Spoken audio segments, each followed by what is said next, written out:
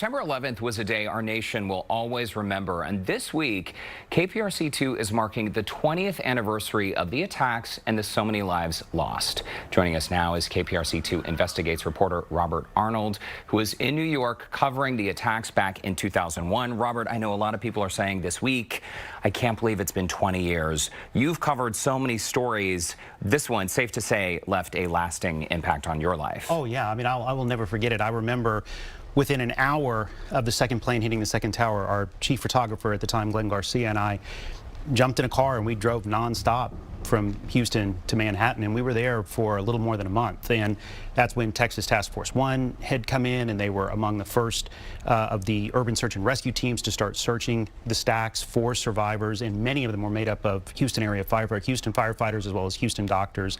And also, it was an incredibly chilling time. When you see this video of that horrific day, what really stands out in your mind? Because covering the attacks myself, I know that Lower Manhattan was just a mess. A couple of things. One of the things was the drive there, because we didn't have social media, we didn't have all the things that we do smartphones today, so we were listening to this on the radio. So you're sitting there, you're driving through the country, and you're hearing the towers are coming down, and as you're hearing that on the radio, you're passing through these small towns where you see people in line to get gas. You see signs like, we are out of water, we are out of food, and you have that thought in your head for a moment like, oh my God, are we at war?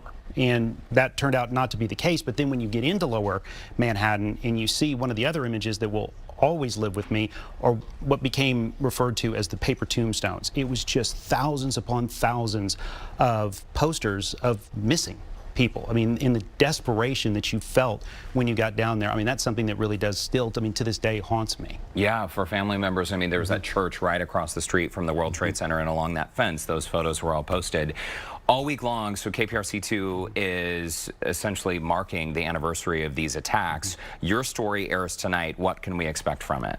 Well, I went back and interviewed two members of Texas Task Force 1 who were there on 9/11, Dr. Matthew Minson and District Chief, Houston Fire Department District Chief Richard Cole. Both of them were part of Texas Task Force 1 that went in and searched those huge debris piles for survivors. So I talked to them how search and rescue efforts have evolved over the years, and as well as the impact that that had on their lives. I mean, both of them have dedicated their lives to public service in large part because of what happened.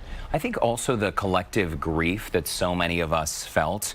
We don't need to have a loved one who perished in the September 11th attacks to feel that grief and to have these memories come flooding back. Houston Fire Department has also done something over the years, which is a beautiful way to honor the fallen. At Station 28, yes, it's amazing. There we go. At Station 28, we were there last week, and they have just an incredible amount of memorabilia dedicated to honoring the lives of the firefighters who were lost on 9/11. You have plaques, you have flags, you have a piece of the actual steel beam from one of the Twin Towers is in there, and it's all dedicated to the memories of those firefighters who lost their lives. Well, Robert, thanks so much for your reporting. And again, 20 years, it is unbelievable it's been that long. Thanks, Derek. Thanks so much.